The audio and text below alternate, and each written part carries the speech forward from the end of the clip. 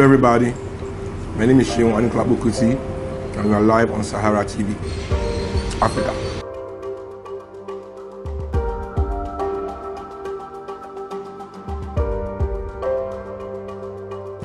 Let me put it like this.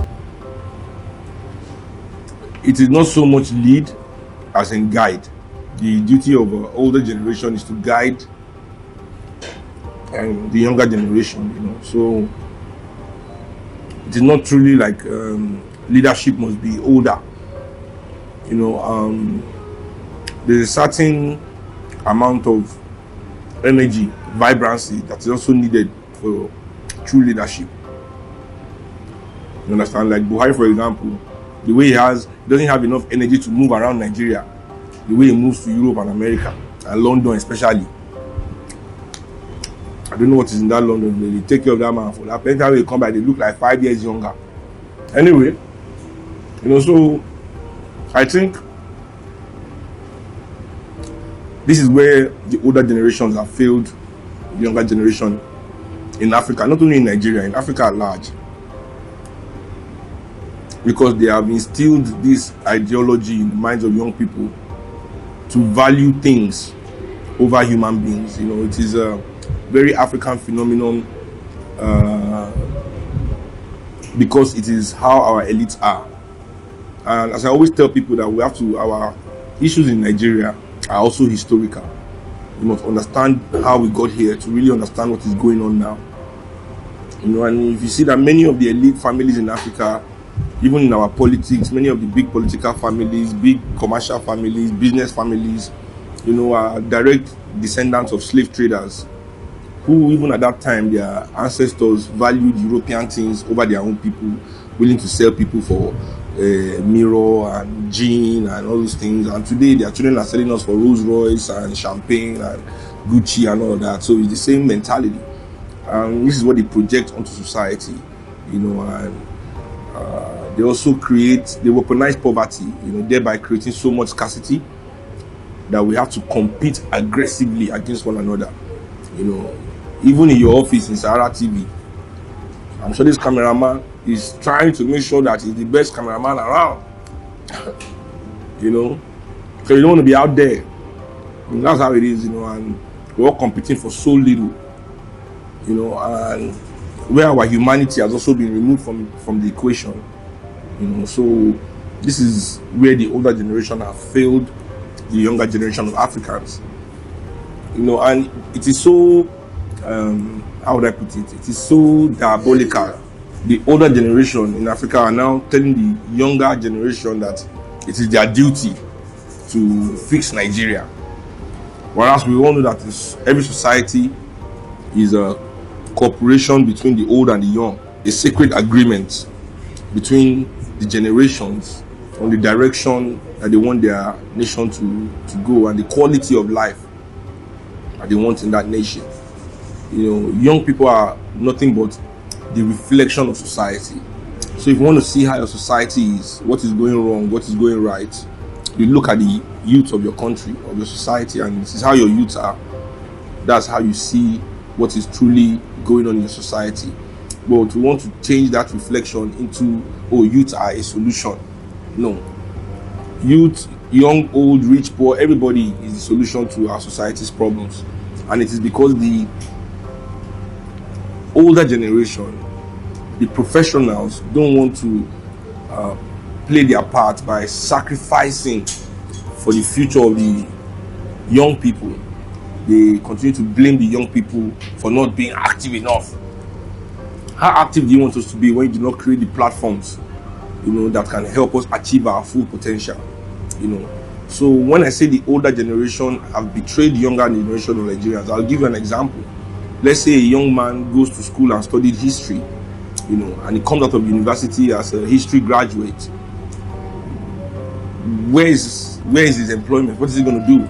Where is the investment in the historical analysis of our country to preserve the knowledge for the future? Where is the investment? You come out of school as a historian. Okay, let's say history. How about a rocket scientist? You go to school and you come out, you learn physics, specialize in building rockets, and you come out in Nigeria. Where is the program? Who is investing in the Nigerian space program or aerodynamic program that you now bring your idea that you'll be a stout on the streets, betrayed by the very generation that should secure your future. What are they doing with the money? Buying Rolls Royce, private jets, going to give girls in America $500,000, and they now put their on Instagram. That's what they do with it. Imagine the kind of proposal a young man in Nigeria will have to write to Dangote to receive the kind of money that guy say he gave her. $500,000. You write the proposal go high like this.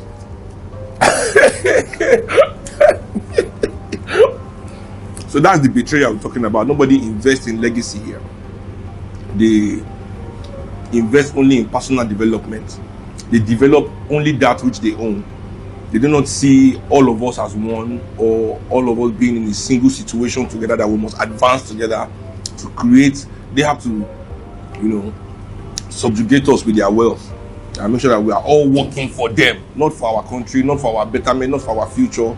You have to be working for them, or else there's no space for you in the country. I think that for me is truly where the betrayal lies. Not really in leading us, is that there's no guidance.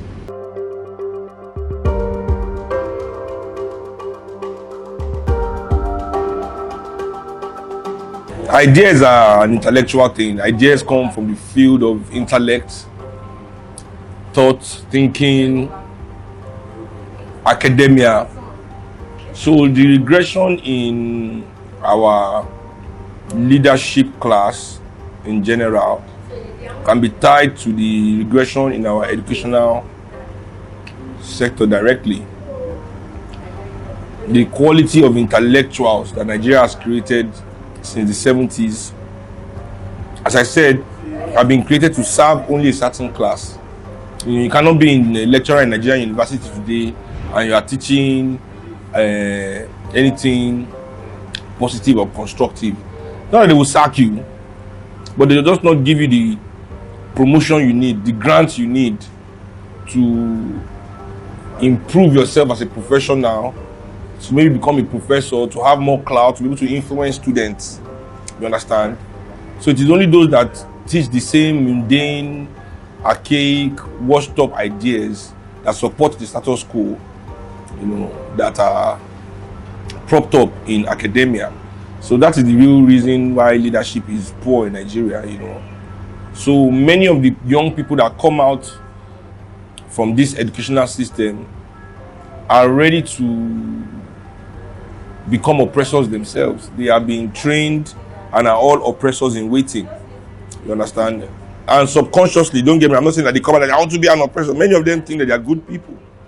But as I said at the meeting I had last week, it is the good people in Nigeria that they give contracts and they increase the money of the contract. You see, without private connivance, there can be no public corruption. So when government release contract now say, we want to build this bridge, they bring, it's not government that will build it, they'll bring private contractors, supply this, they'll say the thing is $5,000. Private Nigerian contractor will reach there, go say now 75,000. Him and the politician will agree to share the 75,000. You understand? They want to build public house, public anything. Even when private contractor now get private business, AG, your mechanic, the car parts, So it is this spirit in society that they used to hold all of us hostage. So it is not truly that Nigeria is regressing. More like Nigerians are held mentally hostage by a very violent class, our business and political elites, who refuse to invest or allow, even though they don't invest, if you are trying to do it, they don't allow for the mental development of our people, because they understand that a nation cannot be greater than the consciousness of its people. So as you see Nigeria like this, Nigeria is a manifestation of our collective consciousness. Nigeria cannot be greater than how Nigerians think. You understand what I'm saying? So they deliberately, they spend billions on distracting us. billions on nonsense to show you on Insta blog, carry you on this MTV trace, all these things they put in your face every weekend, different bang, just to make sure that you do not think above these mundane things that they used to hold us all hostage, and the evidence of that, is that Nigerian elites spend more on entertainment than they do on education.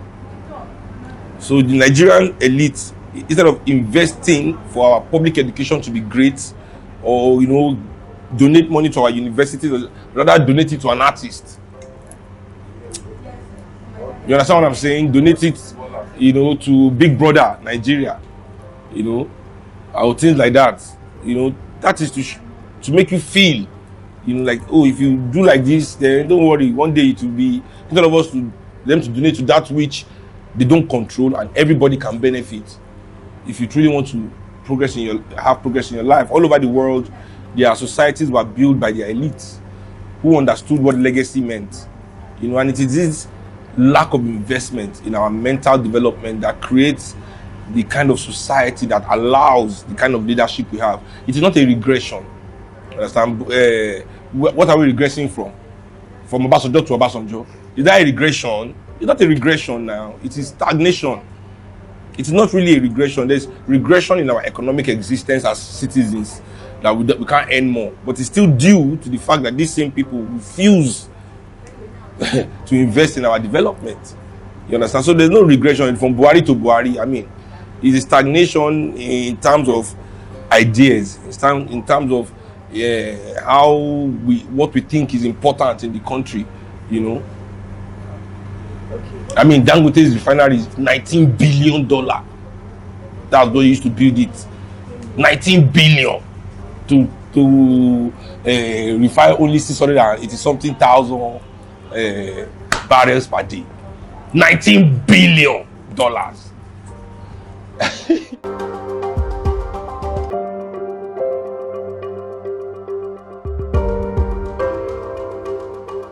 It's not an opportunity for us to get it right. Don't start. You see, this is another thing. Nigerians like miracle. There's no miracle that can fix Nigeria in 2023 or get it. You are beginning. We can begin to start the process of fixing our country in 2023. That's the best we can say we want to achieve in 2023.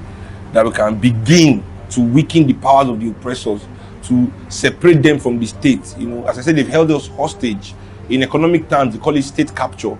When a few group of individuals corner the entire power of the state and the resources and use it for only their own benefit, So that's state capture. So if we can free our state from the grasp of these people, it is the beginning of maybe freeing our resources and our and the machinery of state to benefit the majority of people. So we can start this process, in 2023. But let's not say Nigerians can.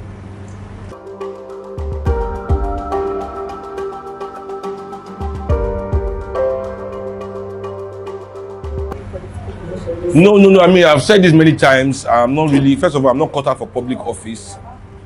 I'm more of a party man. So my aim and ambition in politics is to be the chairman of the ruling party. And that should be MOP one day. Soon in this world. So, and that's what we are working towards.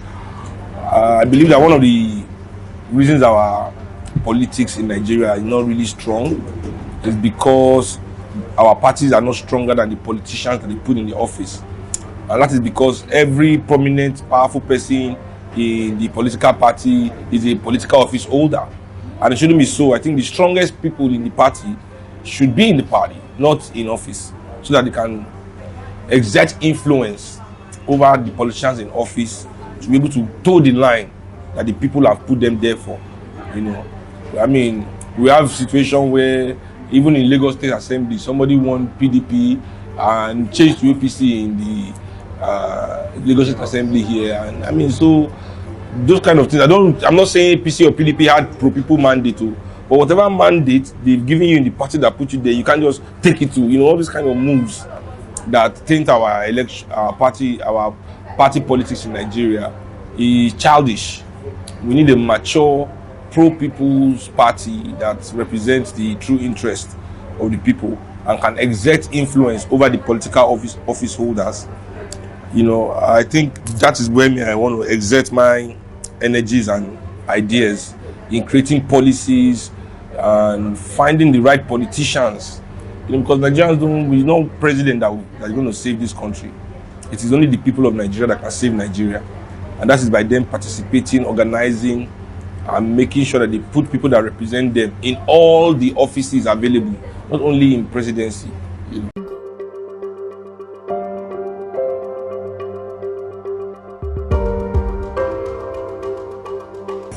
Oh, as I've said, the most important tenet of MOP is the restructuring of the relationship between Nigerian citizens, Nigerian resources, and the Nigerian elites. We must restructure that relationship. There's an imbalance, because Nigeria itself, British people did not sit down in England and decide to create Nigeria for the benefit of the people that are here. The reason they created this place was to exploit the labor of the people here and extract its resources for their own development. And 100 and almost 200 years now after the fact, by 160 years now after the fact, because our 1860, we entered under colonial rule in Nigeria before they amalgamated in 1914. But this whole area, Nigeria, Niger area, we must change. We must change, that about Nigeria. See, everybody else that have been in power here has pledged to their imperialist masters to maintain the status quo, to continue to exploit our labor. 30,000 a month minimum wage, and they're saying it's hard to pay. You understand? 30,000 naira a month minimum wage in a country where somebody is saying they have billions of dollars. It's ridiculous. 20 years of democracy, no single public housing project. 3 years into a pandemic, the federal government, state government, no government has launched a new hospital for the people of this country. No single new hospital building has gone up. But in their own lives, every year they are building 10 houses, buying houses all over the world, buying girlfriend house, going to the best hospital. They own hospitals by themselves that the people cannot afford to use. So this relationship, this creation, this entity that is Nigeria, the machine, we must change its nature. These are the fundamental core of the existence of the movement of the people, is to awaken the people from the distractions of the elites into a conscious existence that makes them observe their own reality, right? Because you can't be jumping up and down and praying you want to be like the person that is oppressing you. That means there's something not balanced in the way you are seeing your reality. And it comes from, because I tell you, you go to school, primary to secondary school in Nigeria, you not hear the word injustice in your classroom. You never hear oppression, police brutality, but you go outside and it will be happening to you. But this is not the answer to any question in your exam. So the system itself negates your reality. And for some reason, it has convinced you to also negate that reality, to face the distraction.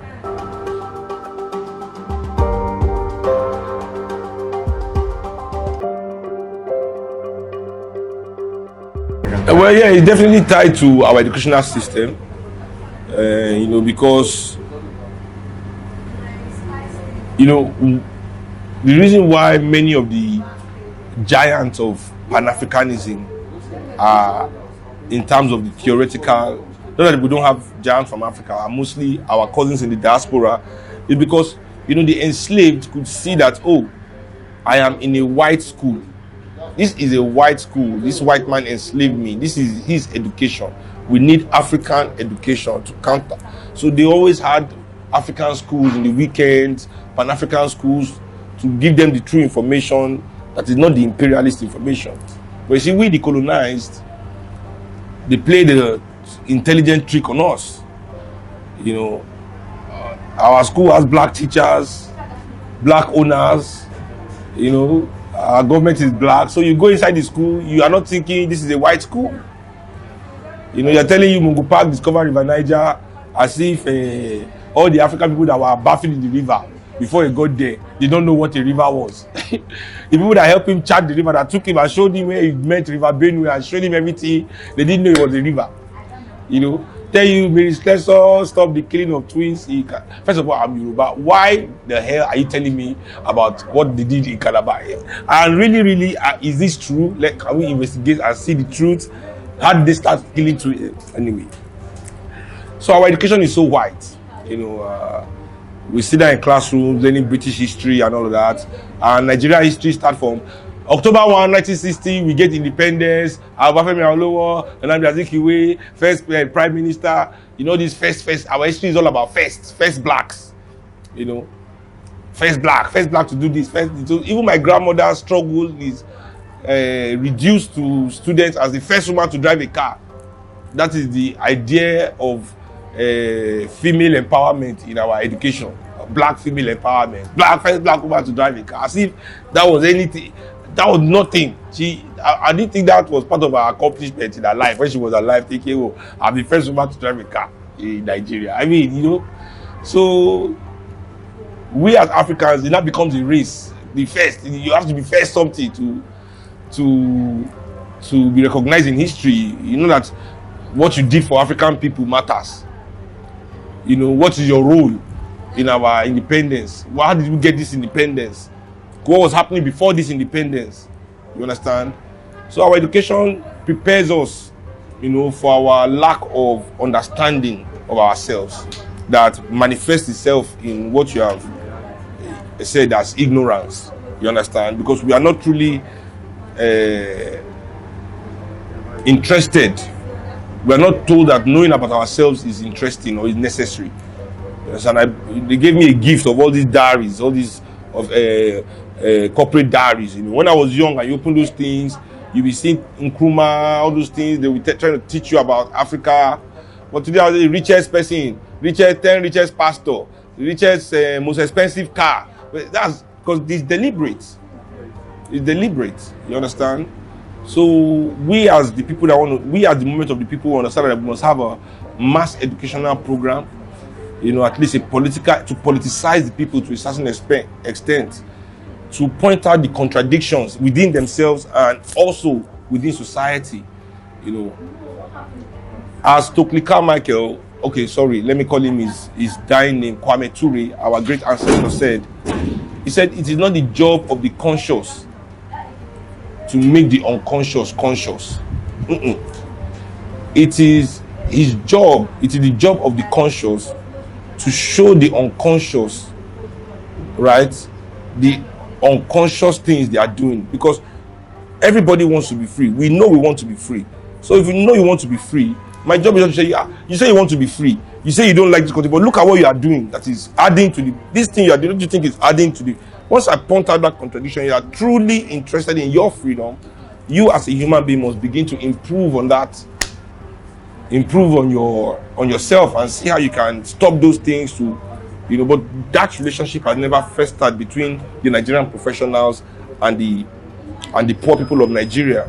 You know, the poor people of Nigeria are under so much economic, social, also now environmental pressure that it's difficult for them to think these thoughts and act on it or deliberate on it. You understand? It is we Africans that have been able to find some comfort within oppression, that has to build this bridge to them and help them together with us to topple our oppressors. But the Nigerian professionals is completely in alignment with the oppressor.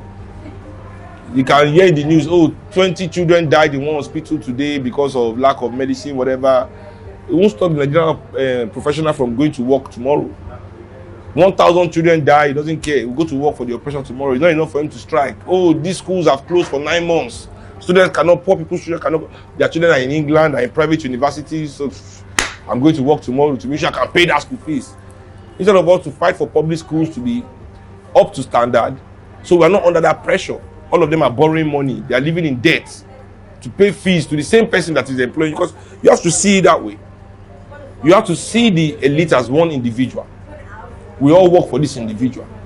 You understand? During slave times, I always give this analysis to people I'm teaching, when we are doing our educational programs, that during slave time, it was the slave master's job to provide healthcare, housing, clothing, entertainment, and food for his slave, or his slave cannot work.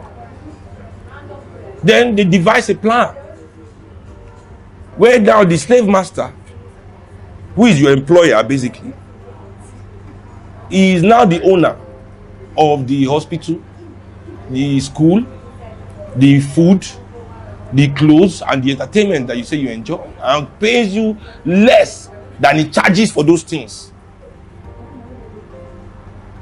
and says you are free. So you go and work for him to pay him back, and now be in debt, and you borrow from him again to be able to supplement your existence, which he knows deliberately 30,000 naira a month. Do you know school fees in a good school? Million naira at least. So how much is bank manager's salary? You have 3 children, each one school fees 1.5, 1.5, 1.5. Your house rent 3 point something, 4M. You need car, your wife need car. You know it's not your salary. You must join the game. Yeah.